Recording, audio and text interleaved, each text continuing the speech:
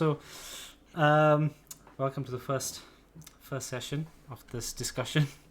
Um, yeah, like the intro. So I have you guys all your team names, and I'll just start off by talking through. So myself, firstly, like my team name is Looney Tunes this year. I changed it for a little while, but it brought me no Yes, I luck. remember that. I don't know what you changed it to, So everyone was but I always using remember it as Looney Tunes. everyone was using I can't remember the term for it now, but they were using like play on words.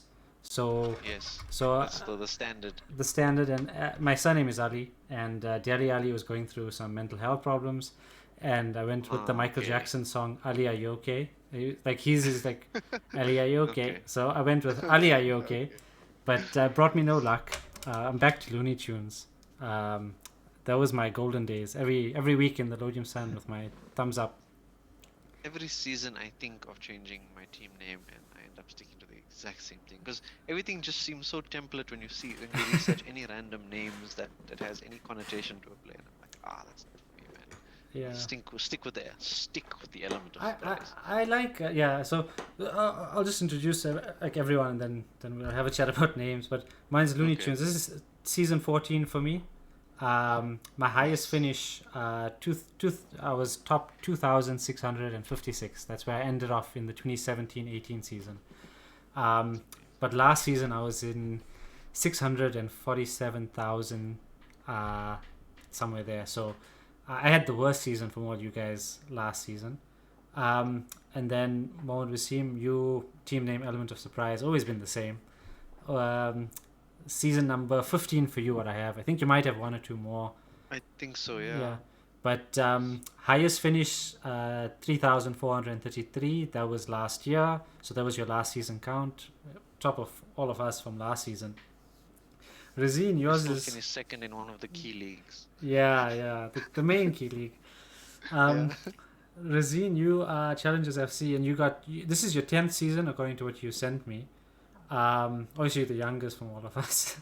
um, Highest finish 1,911. So you had the highest finish from all of us at a season. That was 22-23, so 2 seasons ago. And last season you finished 494,000. So you were second from the three of us. I was last. But yeah, so um, fair bit of experience and fair bit of like high finishes. But like none of us really consistently finished like under top 10,000. I think these were all once off Yeah. seasons.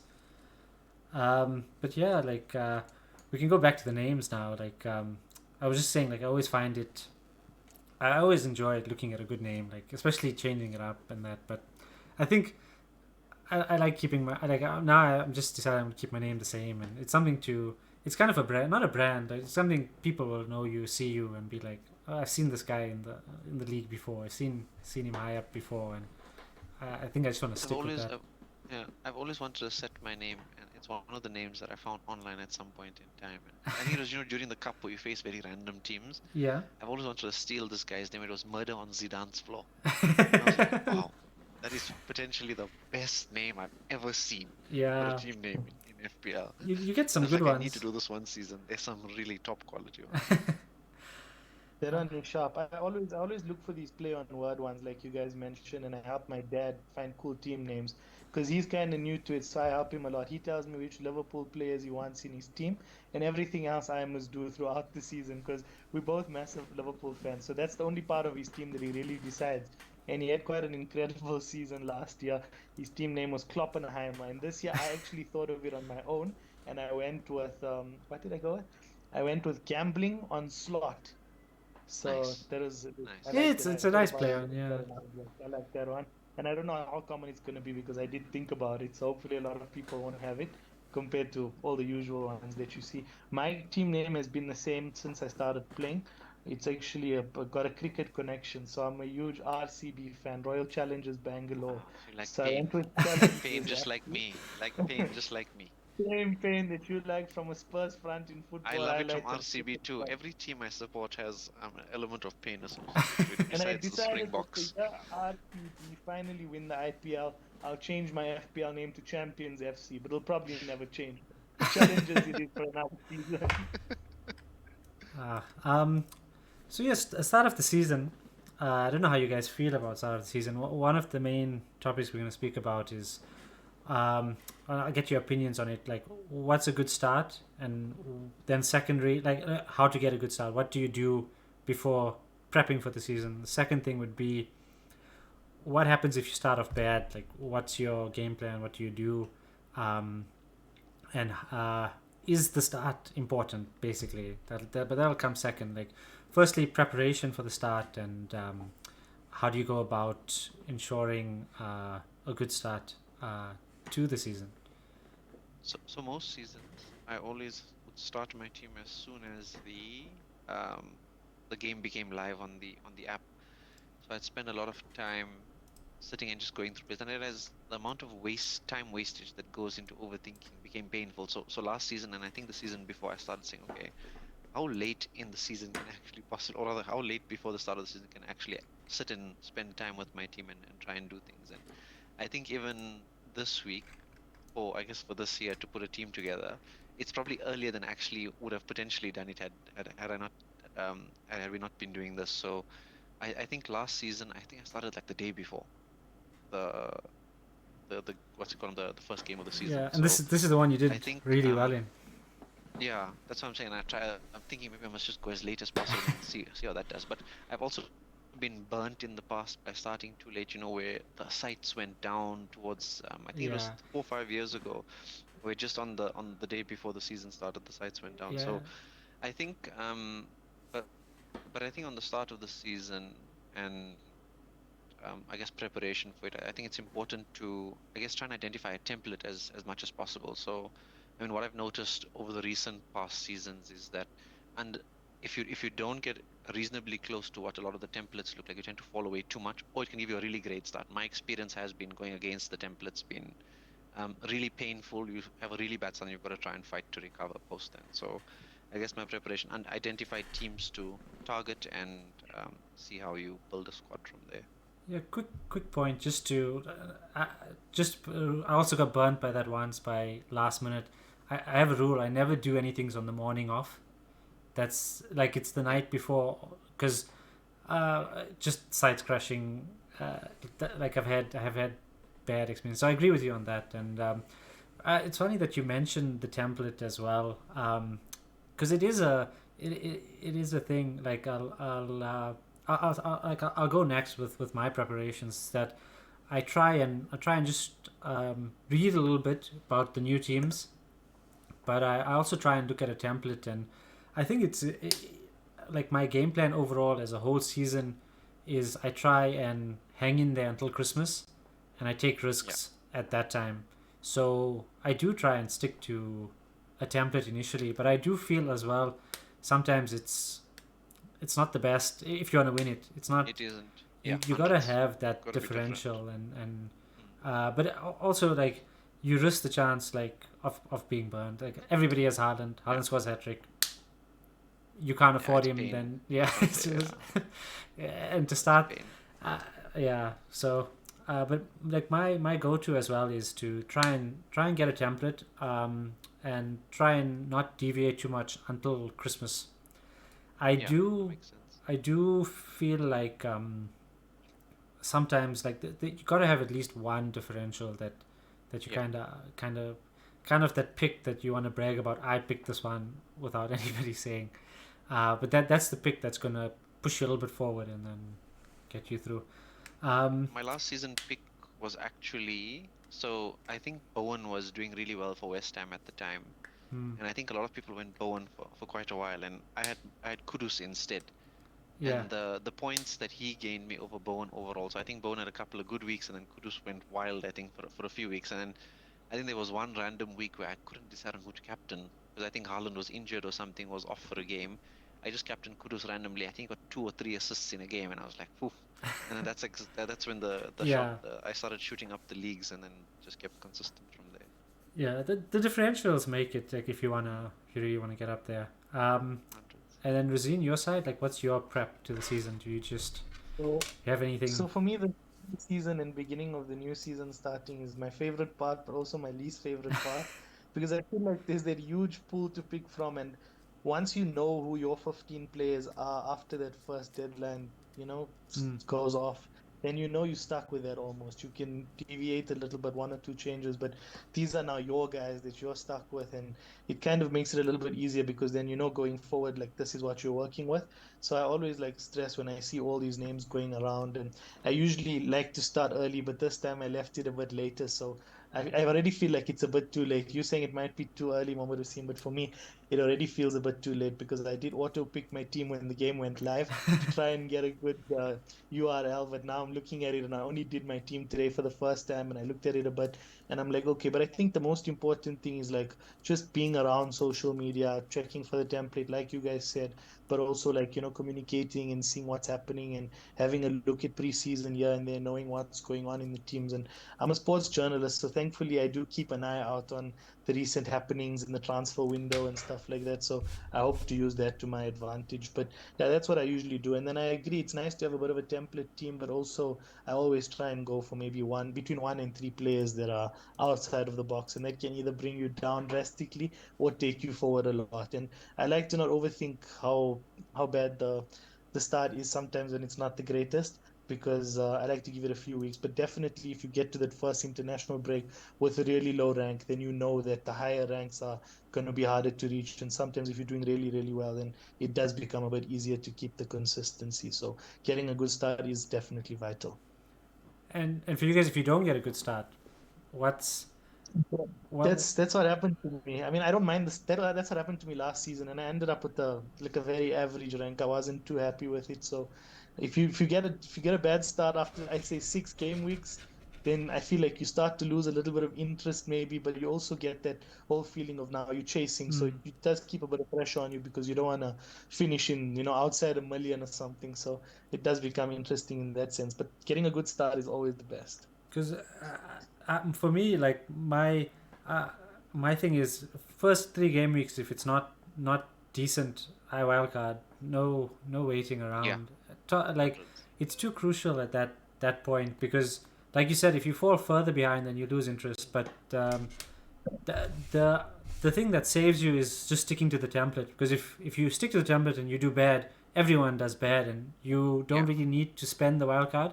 But I would, like, for instance, if there's always that one 4.5 to 5.5 midfielder that just starts all of a sudden, like Dele Alli back when he started, like Cole Palmer last season when he started. um, then everybody jumps on board. You miss that ship, then then you just need to play the wild card, get the template team, and then until Christmas, that first wild card is I usually end up playing it early if I do bad, if I start off bad. Um, I don't know, yeah, it's a like, great reset. mm, It's a great reset. yeah, the can I move on to the next thing then? Yeah, So the Yeah. next thing would be like there's a few rule changes. I don't know if you guys have read about that. There's quite a few things, but like we won't go into the niche things. Like not so in depth about the bonus point system and yeah, no, like that's there's a lot of factors into that. But just a quick touch on the bonus point system is that they've seemed to have made it a bit more difficult for defenders. Like they've gotten if they concede. So usually how it's been, I don't know offhand, but if your defender assists or score, usually they getting bonus points. yeah, Now if they assist and score and concede, they a bit less likely because they get -3 on the ranking system, so they get -3 points off that bonus point system.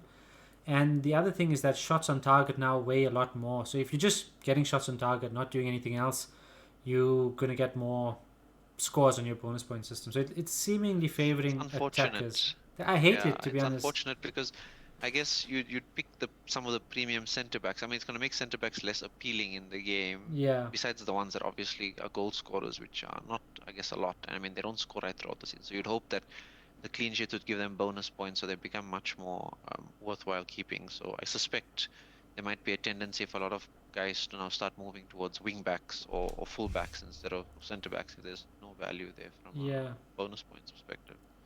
which is And a the shots shame. off target also affect your bonus points, right? I think negatively. I don't think so. I haven't. No? Yeah, because I remember this like just something I watched. Like I can't quote offhand. Like I haven't read the whole thing, but someone said, "Oh, if you shoot off target, it doesn't. It's not positive." I didn't say it's negative. Like it was more of like have to shoot Yeah. on target. They were more emphasizing that. I'm not aware of the shots off target, but if it's shots off Because target, then the first player that came to mind was Darwin Darwin Nunes. Yeah. avoid. I'm like, oh dear, he's not getting any bonus points, is he? Yeah, it's a shame just based on that. Like with particularly centre backs, like Saliba, for instance, I think probably the like for me one of the best centre backs in the league, if not the best. Yeah. Very consistent, good bonus points, not much of a goal threat, but Yes. very But value for consistent. money. Yeah, Yeah, because of his consistency. and Yeah. it's a shame. Like even Van Dijk is like 3 seasons ago. Yeah. That consistency. Stones as well was going well for a period of time as well. Not really big goal threats, but really consistent and really like value and now they seem very much less appealing. But yeah, so that's kind of a downer. Probably the biggest rule change would be the 5 free transfers. So now instead of 2 rolling transfers, you can go up to 5, like kind of like a mini wild card if you play your cards right. It's going to be interesting to see how many people actually roll subs that often to keep their teams consistent as Yeah. they as they progress, because it might tempt more people to roll much more often, and then I mean the guys that might select be early movers to players might get much more of an advantage compared to Yeah. previous. I don't like this change as well. Just I feel like it's Yeah, too it's not much ideal. too soon. Like it really affects a lot more than meets the eye. Like it's a I feel like they big could have done thing. 3. Just 3. Yeah, I feel like they like could have done 3. Yeah, 3 might have been. yeah. I think that would have been fine. Like just not keen on that. Who decided to do 5? Like, okay, you go from 2 all the way up to 5. I mean, but you know what? What it does is that I think it makes it interesting because the guys that lose interest after 2 or 3 weeks, suddenly they have 5 transfers when they come back and they can completely have an overhaul in their team and then they can Yeah. climb up the rank easily. So I think in that sense, it'll keep players more engaged or it will keep people moving up and down a little bit more instead of just falling into mediocrity almost. But I don't know, like the fact that it's 5 free. Like if you've lost interest and you've already like say lost 5 game weeks, just you left your captain on Haaland and he blanked twice but scored a hat trick in the other 3. You kind of far behind already. Coming back and changing it, like it's for the casual player that's not really going to. Yeah. So it's for a casual player move, but it's not ideal, and it changes a lot because in some cases where where you time it right, you can potentially like not have Haaland, bring Haaland in on a flip Yeah. for a rough period, and like if you have big price changes and price swings, you won't really be punished as much as you were in previous seasons, Yeah. and that was And I think part it of gives, the game. yeah, it gives people an opportunity to take more risks on transfers. So now, I guess in previous seasons you'd say, ah, to lose 4 points, is it worth moving this player on and on instead of keeping him for an extra week? So people will probably try and change players much more often. I guess as they build up these subs. So, I mean, if you got a couple, but I think it'll pay good value towards the end of the season with the double game weeks, because then people will try and stack as much as possible to try and meet those blank game weeks and double game weeks much better. So I think the strategy and how it played out might be very different, but it'll be cool to see how many I can actually rock up throughout the season and see if I even get to 5. Because I feel like I'll make way more changes before. Yeah.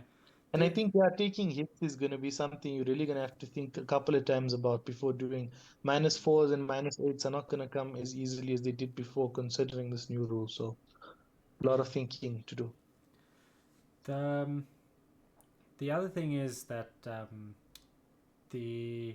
is another rule change with, I don't know, like it's not going to affect much because we don't know what it is. It's just a mystery chip Yeah. Yeah. that's That's going right. towards the end of the year. But I also don't like don't know what it's going to be. Last year they just gave us an extra wild card. Yeah. Wouldn't mind another free hit, but I don't. I just don't know why they're hiding it from I us. feel like they could have just released it and then given you something to use. So, because I think they also need to, I guess, reconsider some of the chips and how they work. Because I can't remember which chip was it. There's bench boost, free hit, and I Um, can't remember what the third chip is. Triple triple captain. captain. Triple captain. So I think they've got to potentially relook at one of them, just for I guess some variety. Because I feel like these chips have been in play, I guess, for a long time. I'm not a big fan of free hit personally.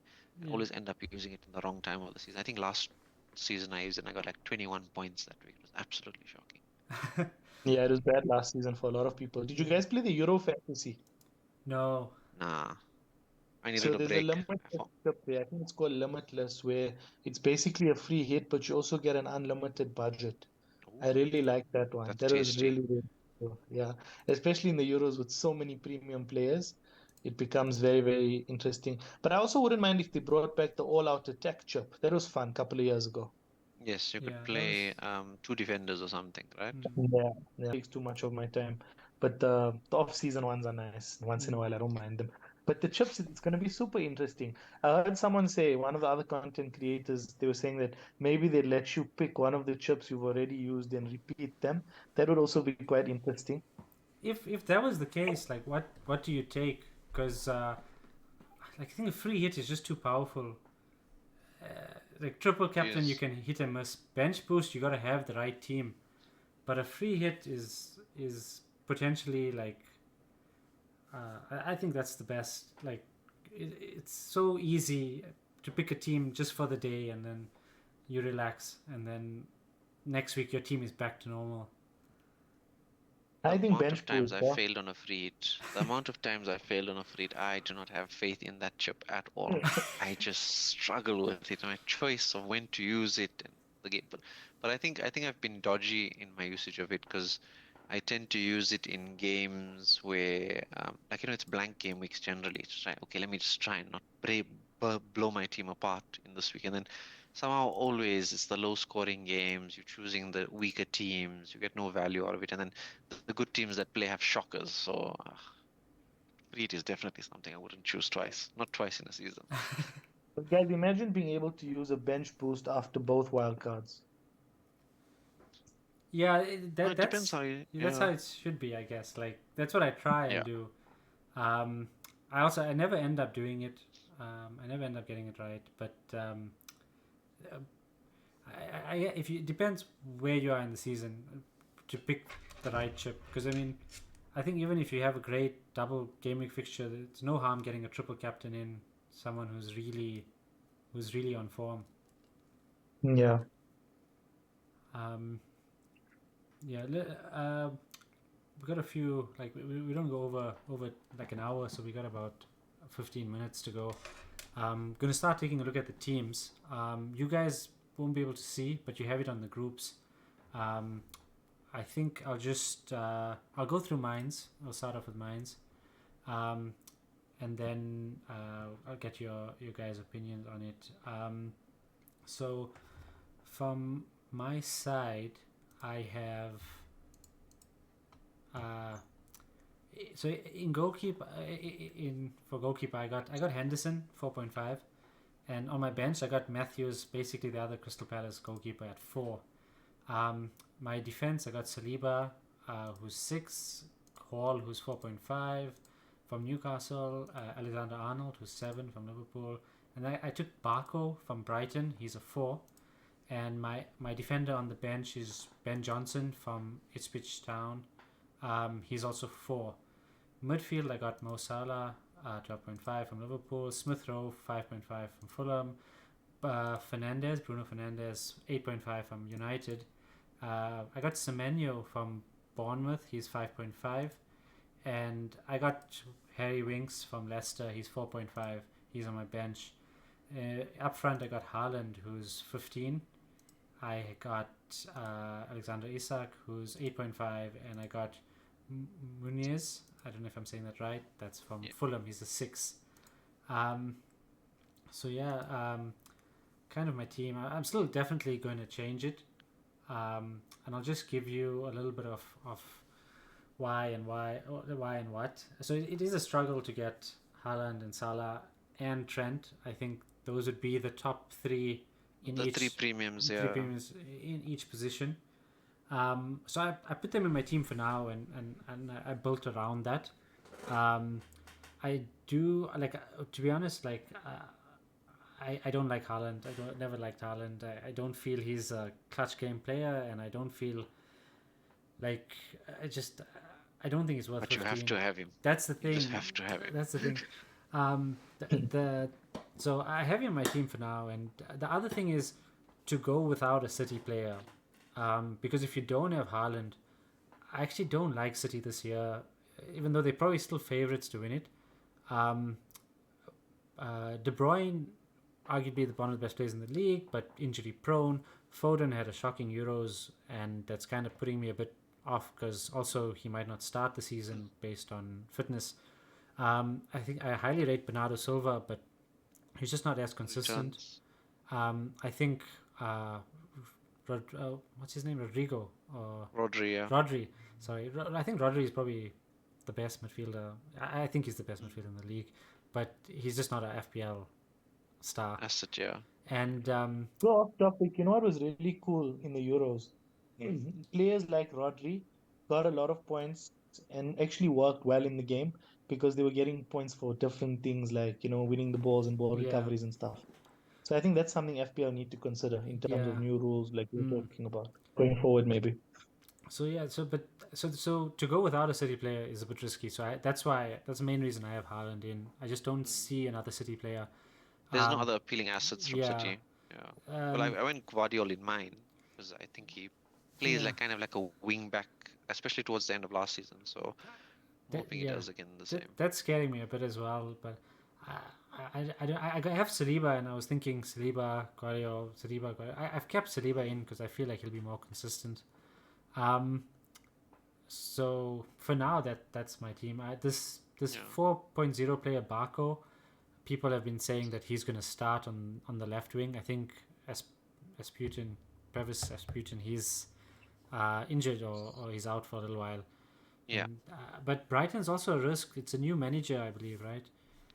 Yes, they've got a new coach, and I've never seen this guy coach a team before. That's Maybe the I thing. haven't just So paid attention. I don't like new coaches like to go based on the previous form, especially a team like Brighton, where the coach was so much off their play. Like it's not like they had a Yeah. superstar that was undercover that got sold. It was Yeah. very much a team game, a team effort, and now But they fortunately throughout all the managers they've hired, there's a certain philosophy that they like to keep a manager playing a specific style. So I think I'm hoping this guy is the same. And I mean, I haven't watched much of their preseason, but I guess I read about it, and I yeah. think they seem decent, and I think their fixtures are decent. And I think that's probably why I've gone Barco as, and it's plus at a 4 million enabler who plays. That's the thing. You want your 4 million player to play, and I think that's the Yeah. main value that he had. Yeah, then I'll just touch on like I think ideally the one that in my team that's not in most other drafts that I've seen, Semenyo from Bournemouth. I think with the Yeah. sale of Solanke, is potentially to start as a forward. To have a 5.5 midfielder who starts as a forward, he's going to be benched and up on and off my bench, but. I had him last season for a bit, and he scores a few goals. He's a dangerous player. Like he challenges opponents, he challenges defenders, and he tends to cause a spark. So I like the look of him. If he can perform and stay in the team, that was the problem last season. He wasn't in the team all the time. I think he has some goals to add. And then the other one was just I think in the midfield, Fernandez is not the most popular. He's more popular amongst the diehard fans of United, but I just like the look of him. I just think, particularly with all the injuries and stuff, and they in terms of the whole season unfolding, Liverpool haven't done business, City haven't done business, Arsenal, I don't think they've done the best business. I think United have done some business. They've brought in a striker, which they struggled with. They've they look to be bringing in 2 new defenders that might add. They still have the same manager, which can be a pro and a con.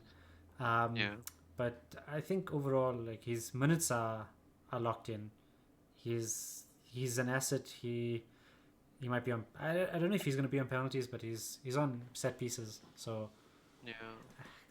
I got him in for Yeah, now. I was burnt with him a bit last season. That's why he's not really come into consideration. Because I think I had him in a very like down spell that United had great fixtures, but I think returns wise he wasn't great. So I think I'm slightly put off there with some Yeah. history. But I think that if they get goals United, he's usually going to be the guy that Mm. provides.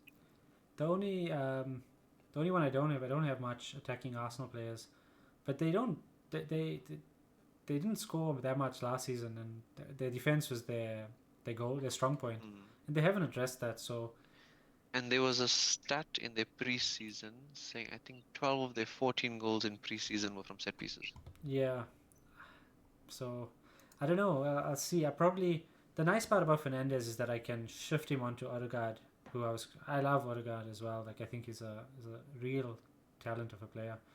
Um, but yeah, then we can go into Razine's team, and I'll I quick just feel like we're missing Saka, and he's in every single team I've seen. yeah. And that's the one area where you might really get hit. But the fact that you've got Haaland and Salah in one team, plus you've slotted Trent in there, a few differentials, I feel like the best part for you is that you're not going to wake up on Friday without Haaland or Salah and decide you want one of them, and then you have to make 3 or 4 changes around you to try and get them in, and then you're regretting all these changes that these players you've had in mind for the past few weeks or few days, and now you're taking them out on the last day. So if you do decide to take out one of them, you can bring in players, but at least you don't have the dilemma of deciding to bring one of them in at the last minute. Yeah, I'm looking at your team now. You have Saka. Um, Yeah. what do you think he's a must? Do you think he's like how highly do you rate Saka? I rate him. I think he's crucial to Arsenal's team, and I feel like this is the year where now they know they've really got to go for it. And I feel like even the stats you've given now about Arsenal, Mohamed Wasim, might not mean too much considering Saka came back late because of his holiday after the Euros. I feel he had a decent Euros. He seemed impactful, and I feel like he's just a different player when he's at Arsenal. He's like the main man there. And I'm not sure I'm going to keep him. I'm not 100% sure of anything in that team except maybe Barco, who you guys spoke about. I feel at 4 million, he's a must have. His price is definitely going to go up. And with the new manager in place, if he plays well, maybe he even keeps his place. There's no guarantee of Estupiñán just walking back into that team, is there? Yeah, I've heard he's on set pieces as well. So Yeah, yeah. it's No, that's for that's a big, big 4.0. thing. It's Yeah. yeah. It reminds me of a few 4 millions we've had over the years that have really, really made a difference, Mm. and he could be that next big guy.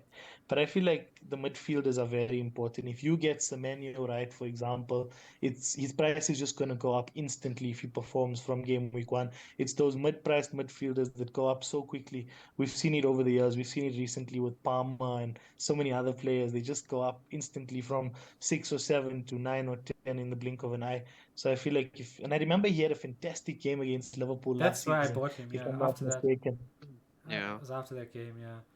Um, And then after that game, a lot of us put him in, and I think that he just dipped a little bit after that. He wasn't even feeling he himself. played 59 minutes consistently, which is the most annoying Yeah, number. yeah.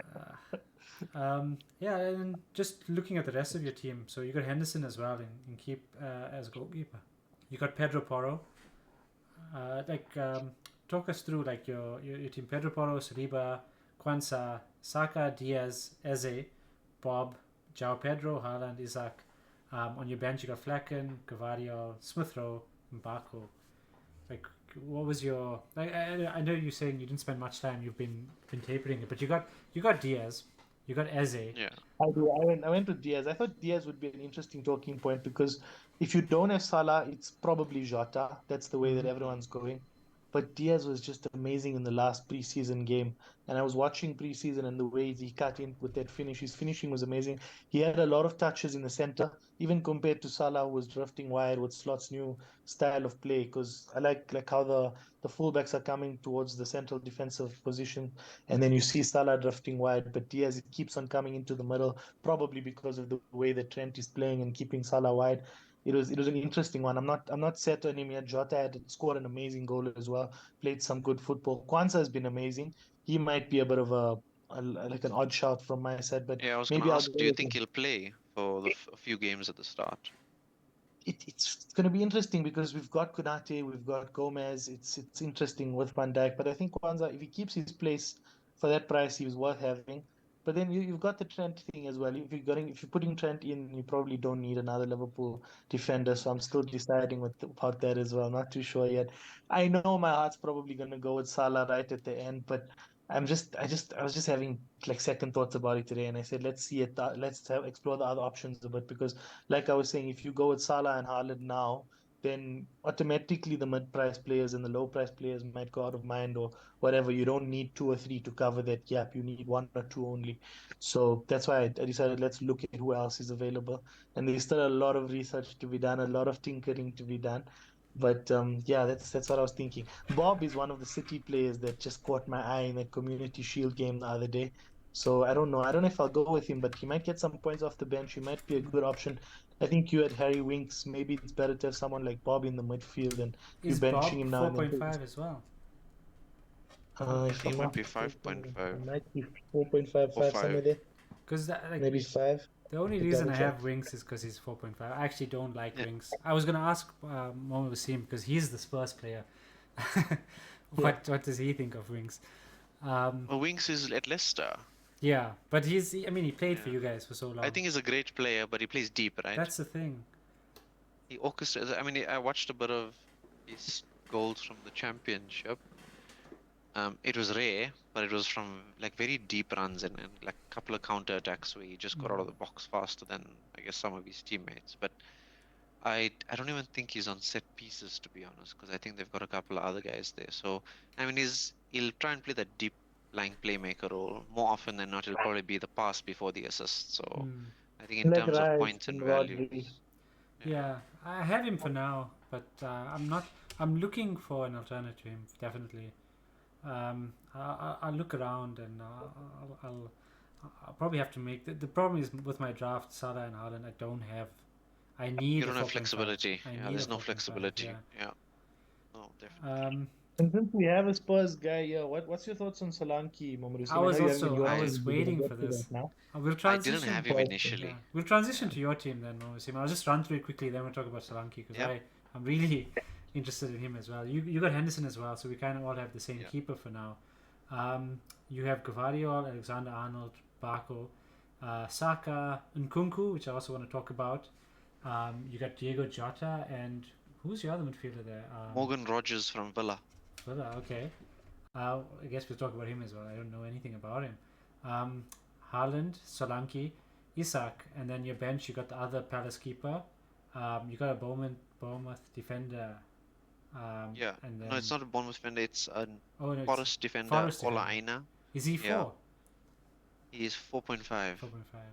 Okay, Yeah. I've seen him in a few I'm drafts. still I'm swapping between him and a few Oaks because Forest actually have looked decent and he's kept his Yeah, place, so that's why I've gone for him for now. But and then that you one have is subject to change. you have Smith Rowe and Robinson from Fulham.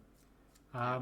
So let's go straight to Solanke because we all want to talk about Solanke. I'm super tempted to be honest. So I mean, after 19 goals last season, hopefully he's in a team that probably has better supply. Yeah, So I'm hoping he unlocks, and plus he's actually had a great relationship with Madison from the under 21 days. mm, So I'm hoping there's going to be a proper link up there. And I mean, if you look at how Spurs played last season, chance creation wasn't our issue last that's season. It yeah. was a lot of finishing. And I mean, Solanke is that he's deadly in front of goal. He doesn't really miss too many chances. So I'm hoping he taps in. Plus, the style of play we have is that there's always one of the wingers going to the byline, cutting it back to the forward, and hopefully someone taps in on either side. So I'm hoping that's a great. My only worry is him starting game week 1.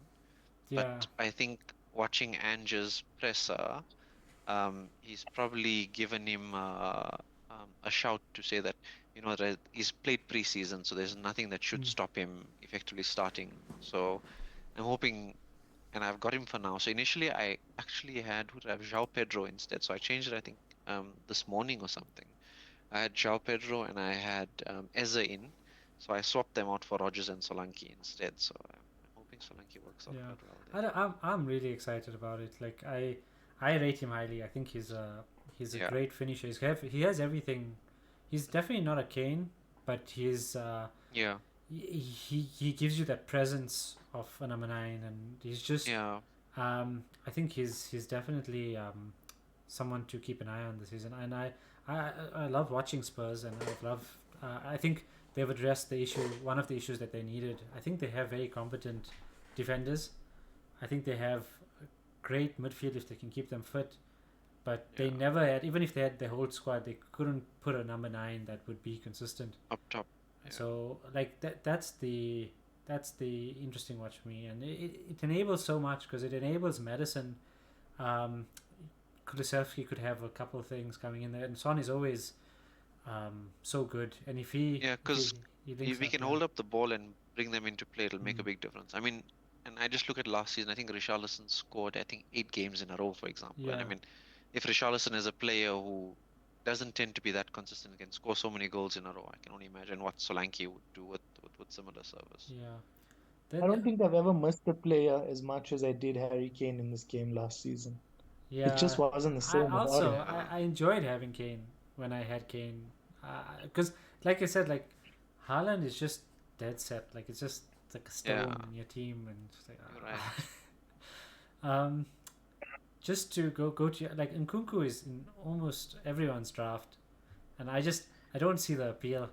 I Uh, think he's the Chelsea enabler instead of Palmer, but for me, I added him at the moment because I think at that price, I haven't found many options that I'm willing to play with.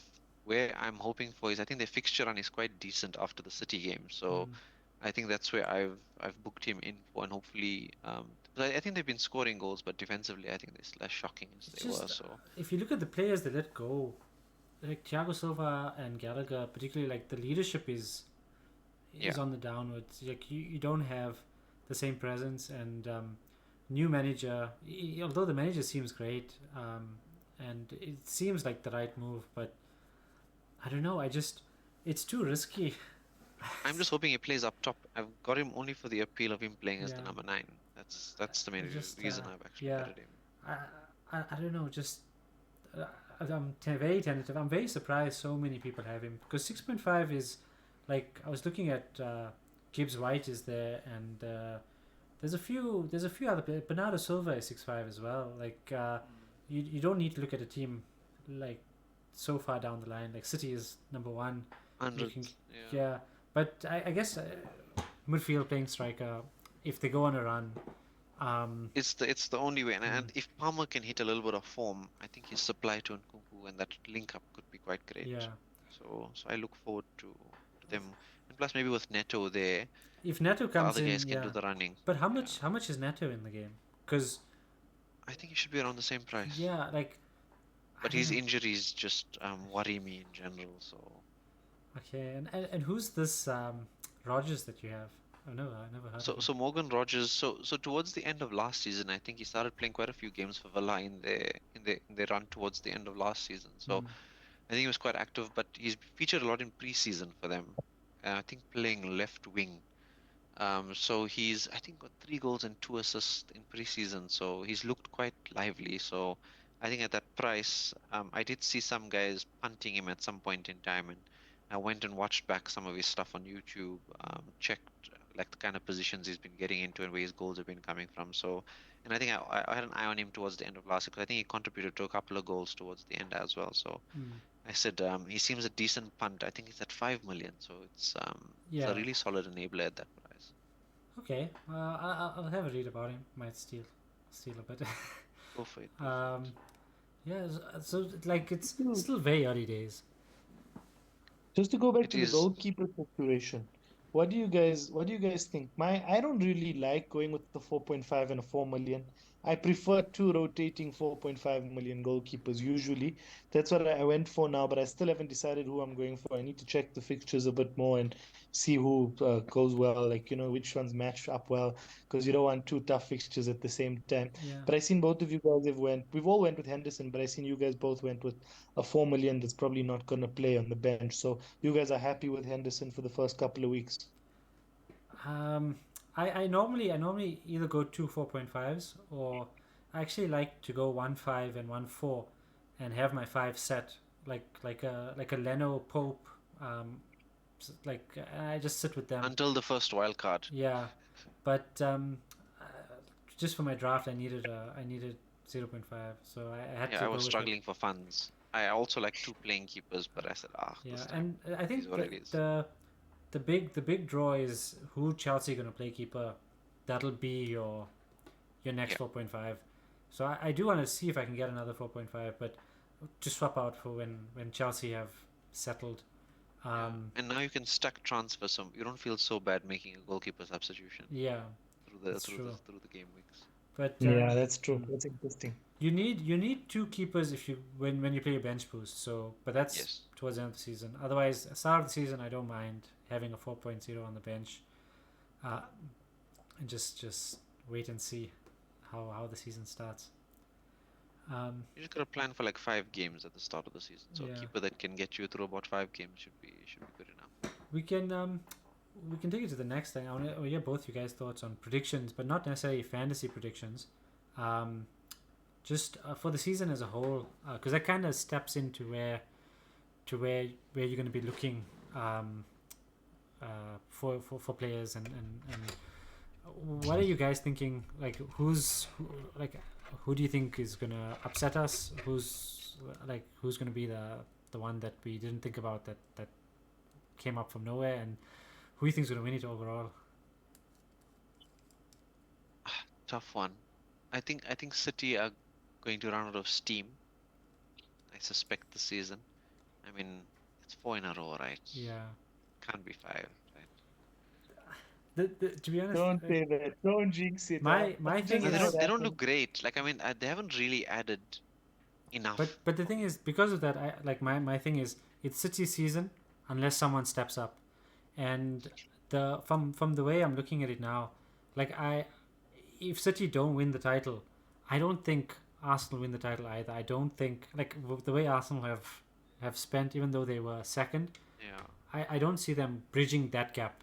So it really falls down to the new managers for me, like particularly Chelsea, Liverpool. I think Chelsea are gonna be bad again. I also think Chelsea I think Chelsea going to be the most disappointing. for Chelsea. Yeah. I don't think, like, I'm hoping obviously because I'm a Liverpool fan, but I also don't think Liverpool can win the season because I don't think Salah's at his best. He's he's still one of the best players in the league, but he's still, like, we struggle to win leagues with Salah at the best, and now we haven't really gotten anyone in there who's a game, who's the best in his position in the league. Yes. Like Salah was when he was there. So for me, unless like one of the youngsters really come in and like a Besetic or something, like really hold the midfield and really change the game for us, or like Gravenberch and Diaz, I think they're really good potentially if they click in the system. But I think if the new teams don't step up, I don't see anybody else winning. That's my point. I think the Liverpool manager is probably going to need time. I feel like he's going to struggle a lot with the fans expecting him to be very similar to Klopp because that's the expectation that was set. So I think he's gonna need some. And I don't think the squad that he's been left with was great. Yeah, and I think he's gonna need time to build something for his style a little bit more. That he sold Carvalho. Yeah, that was disappointing. But I That think he might was also very be a great disappointing. option at Brentford if he plays, right? Especially if he Yeah. plays that attacking mid role. I think he'll be a great But I FPL think- option at some point. I think keeping Diaz is more important than we even realize now, because I think he can really step up this season. I think we might see a crazy comeback from Salah this season. I don't know. I His new also- look of I You have. never But I know. think, but I think in a creative role rather than a goal scoring role.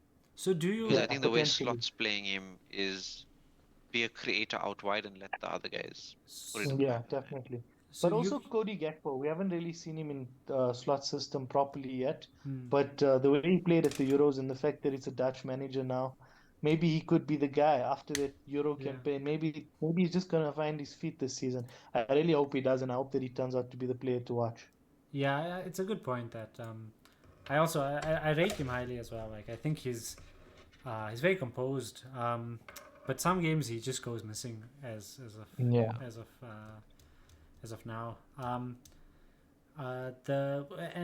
Like you mentioned Chelsea to disappoint. I also think Chelsea gonna disappoint. I just just don't have faith in where they're Maybe going. Maresca gets sacked by like November or October. That's the feeling I'm Mm. getting. Because I mean, there I think it's an ownership problem, right? Mm. It's filtering down into the team. It's quite sad to watch. And do you think Villa will kick on, or do you think it was like They've recruited well from what I've seen. I think they've they've they've lost done Diaby? decent recruitment. Yeah, which I don't think is a must. They didn't play well last season. Maybe at Yeah, the start of last yeah. season, but I mean, I was not particularly a fan. I think the nice thing with Emery is he knows how to win things or Mm. get at least close to finals to win things. So I think they play a decent brand. I mean, towards the end of last season, they did play quite well, but maybe teams work them out a little bit more this season. Maybe I mean Watkins severely also overperformed last season compared to previous seasons, Yeah, right? So But Watkins maybe is the there's a guy. He's like the yeah. guy to watch. but I'm waiting to get him in after a few yeah, weeks. you And say his that, but price is just none of us have crazy. him. Yeah, Yeah. I guess because he played quite he didn't play that much in the Euros, but he went quite far. I don't know. I feel like it's the Newcastle effect from the season before. Had a really good Yes. season, and then Champions League is just too much for them. Yeah, playing in Europe is very difficult when But I you're guess, not but I used to guess it. they're a decent step up where they played Europa last season and they'll play and they got to the final, I think, of the Europa League or the semi-final. They went quite Was it far. the final? They went quite Yeah, far. so Mm. so they got deep. So I mean, they have a little bit of midweek experience to then help them push on. But obviously, Champions League Yeah, is another level that they're stepping up to, right? So maybe that'll help because I think Newcastle went straight in from no into the Champions League from no European Yeah. football into the Champions. So the yeah. adjustment takes, I guess, a bit of time. So hopefully Oh, and then to they do touch on decent there. Palace, who finished really I strong, but enjoyed watching them play. they I lost enjoyed watching them Olise. play. That's a tough one though. Hmm. Yeah. I don't know. Who did they replace? They Did they bought replace Ismail Olise? Sarr.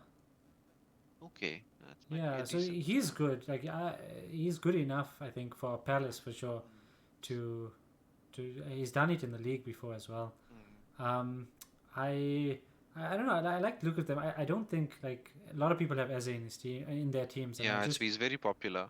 But because he's on all set pieces, I think, and then he's on a few. yeah. I don't know if he's on pens as well. I don't think so. Mateta's probably on pens. So we'll I'll see. I'm keeping an eye on them, and Newcastle can be deadly. They like Isak is probably like I think anybody in the Premier League would take Isak right now. Any team, Yeah, even City, 100%.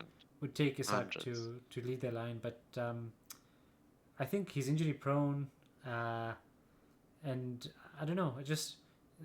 I think they ran out of steam last season, so I don't know where they're going. They haven't really recruited, but they got a stacked midfield. Yeah, Tonali, and City have been Guimaraes. very interested in Gumaresh. Yeah. Gumaresh. So I think if they lose him, they're in big trouble. But is he linked away? Like I To haven't heard. City apparently. So City have been interested apparently from what I've read, Yeah. but I think it's more that they should go buy him and then they don't. So I don't know. That's going to be interesting. I think West Ham have recruited ridiculously well. Yeah, that's the other thing because they also got a new manager. Yeah, their team looks great, but sometimes a lot of recruitment doesn't necessarily lead to Yeah. results. So Okay, and But that Fulkrug might be the guy to watch. who's Okay. this? Fulkrug, I don't know how you pronounce his name. Yes, Could the be wrong. striker. But Yeah. Yeah. You're right. He might be. because I wanted to talk about that as well. So like just to go through some players that maybe like I haven't seen anywhere that I found surprising. The first one is do you guys remember Jamie Vardy? Yes, I remember, and I did not lay a finger on him because I seen he didn't start too many games in the Yeah. championship either. He's 5.5 So though. As I definitely will be looking at him in Christmas time because rotation is heavy. Yeah. Then. I just wanted to, I Definitely. never heard it. Like nobody, he's injured now, but nobody even uttered a word of him, and he's Jamie Vardy.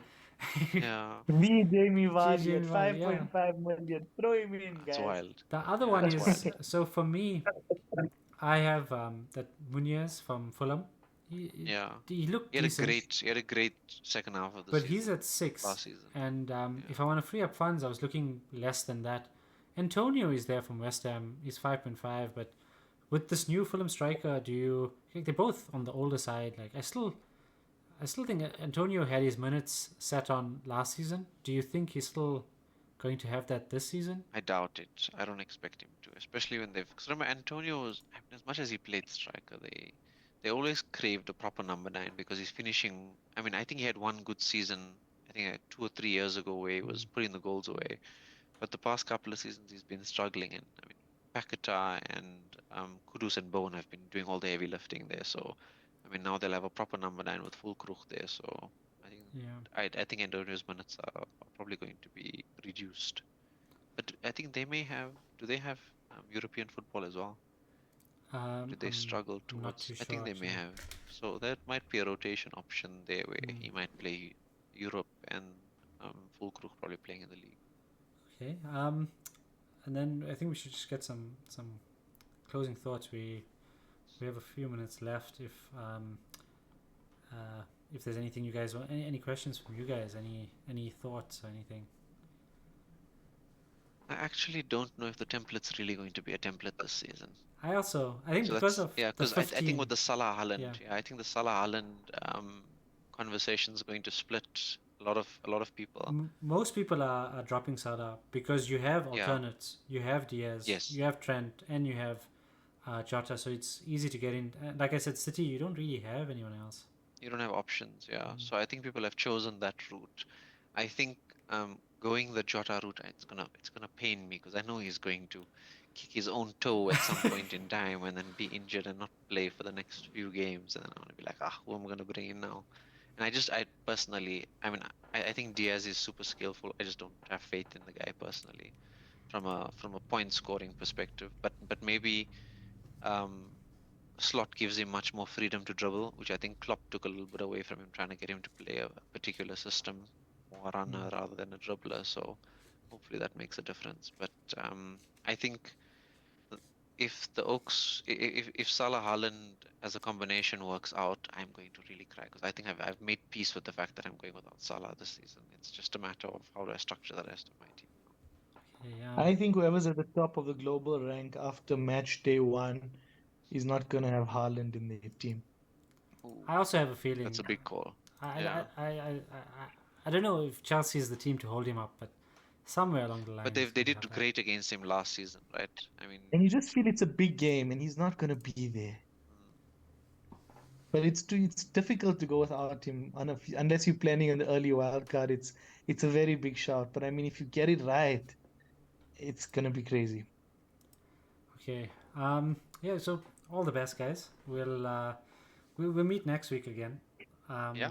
I think I'm gonna make a league for us so that we can keep in touch, the three of us, and then we'll get a few more people on the podcast as well every week. I do thank you guys for coming on, and hope we can be consistent, and we'll share the link for the stream and the video, and please give it a watch when you guys can, and we'll keep every week. I just want to add one element until we get it to a point where we're happy with it. Hundreds. Sounds good. Oh, thanks guys. All the best. Thank you guys. Good one. See you soon. Cheers for now. Bye. Bye.